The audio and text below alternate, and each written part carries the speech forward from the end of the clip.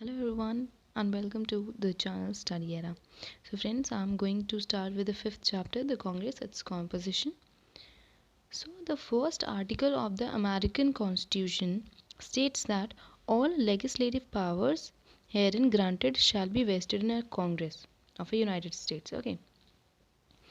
So the Congress is the main legislative organ of the American government and is bicameral in its composition. Okay, so now if we talk about why USA adopted for a bicameral legislature, then there is a four headings in which we can go in detail. So there are their familiarity to guard against despotism, to ensure conservatism, necessity to compromise.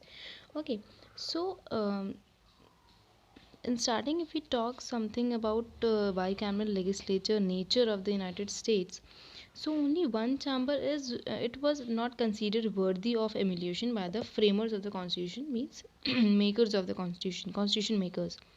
This decided to have a legislative body of two chambers, and there was a little disagreement also over this decision.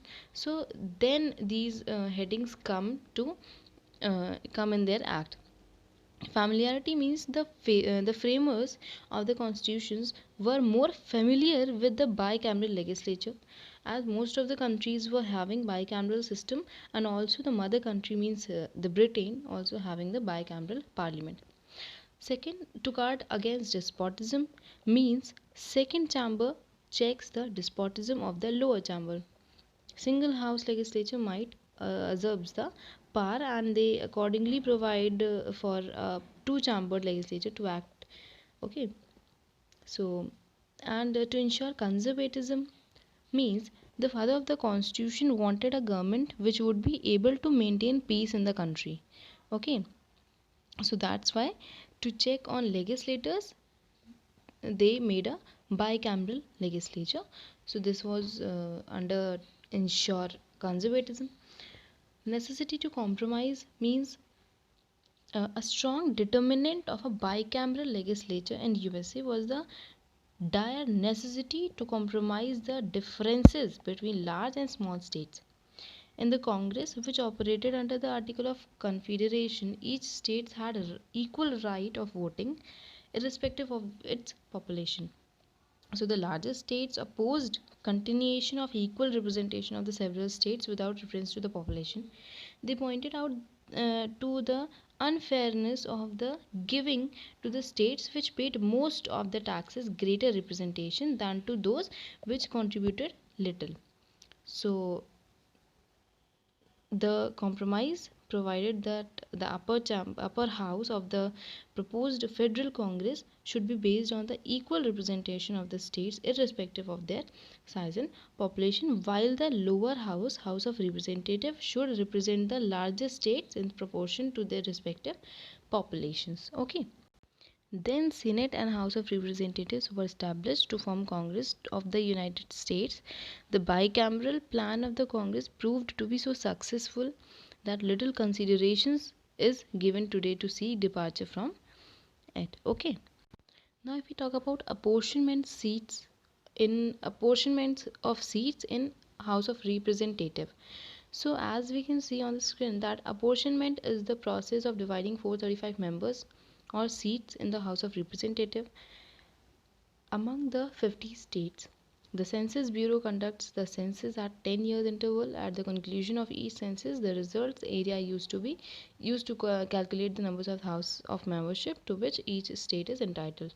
Means under apportionment means how many number of seats were to be allotted to which of the party in the house of representative. So this is apportionment. So this is not a topic to give in detail. Okay, so if we talk about qualifications, then citizens of the USA of at least 7 years standing, 25 years of age, in an inhabitant of these states from which he is elected. Okay, so and also the constitution also provides certain disqualifications that no person holding any office of profit under the United States shall be a member of either of the house, neither the House of Congress nor Senate. Secondly, no representative or senator may be appointed to any civil office which shall have been created or the emoluments of which shall have been increased during such time. Okay. Now, if we talk about single member district system, I didn't mention here, but I'm going to discuss about single member district system means a system in which only a single member is to be elected from a constituency. Means if there are 50 states, then if there are 50 constituencies, then only one member will be selected from the one constituency. This is what about single member district system called. And this led rise to the gerrymandering. As you can see in the screen, the principle behind this practice is to spread the majorities of a particular party in as many districts as possible and concentrate the strength of the opposition party in as few districts as possible, so that they can capture less number of seats. You can get it to them. Now, if we come to elections, if you talk about elections, then all those persons who are entitled to vote for a lower chamber, that means the House of Representative, and the state legislature are also entitled to vote for the House of Representative. Okay. Now, initially, all the citizens of the age of 21 had the right to vote, but from the Federal Voting Right Act of 1970, the right to vote is all the federal election for all the federal elections has been given to citizen of 18 years of age. Okay. Sessions. If we come to the session, then here you can see a lame duck session. We are coming to that. The House of Representative hold one session in a year. Okay.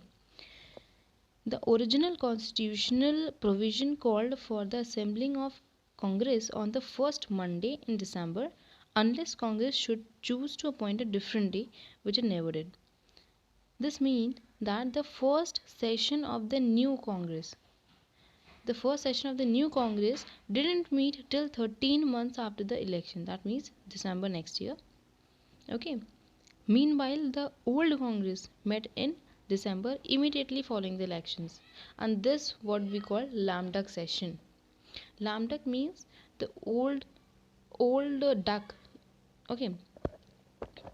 Which is not going to give so many effort to any work. Okay.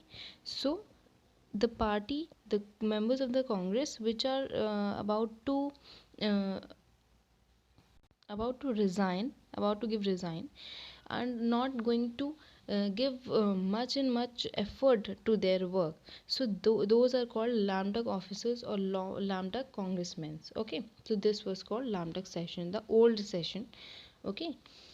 Okay, so the quorum, here you can see the three headings: the quorum, the term, and the privileges. So according to section 5 of article 1, and if we talk about, then it means that the that unless 219 members are present in the House of Representative, it cannot do its business.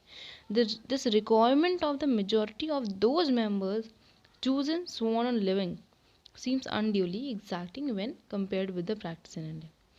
In order to make the quorum, some members attend the house unwillingly to or under compulsion, and who are not interested in proceeding and even disturbs the proceedings. Okay, so it has been suggested that the quorum should be reduced. A small quorum, it is said, would lead to an improvement in the debate. Now, the term House of Representative has a short term of 2 years. This brevity of term does not provide the congressman sufficient time to make a broad records. Okay. The privileges of the representatives includes immunity from arrest and freedom of speech. The representatives enjoy immunity from arrest in civil cases only. In criminal cases, they are liable to arrest as are other citizens.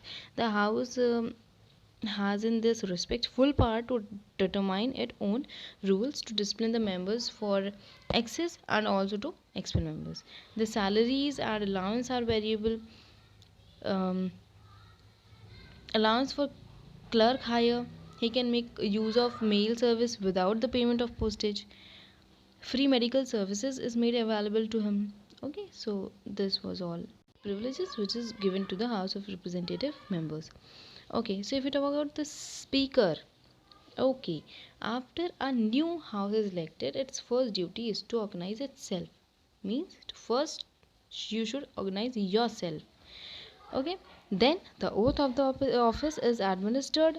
Then they elect the Speaker. Though the Constitution does not require the Speaker to be a member of the House, if same political party gets majority in the House and the Speaker of the last Congress is returned, it is customary to re-elect him. Okay. Thus, the Speaker is always chosen of the majority party. The House merely ratifies the choice. That's why I written here that in America his election is always contested and he is never returned unopposed from his constituency. Okay.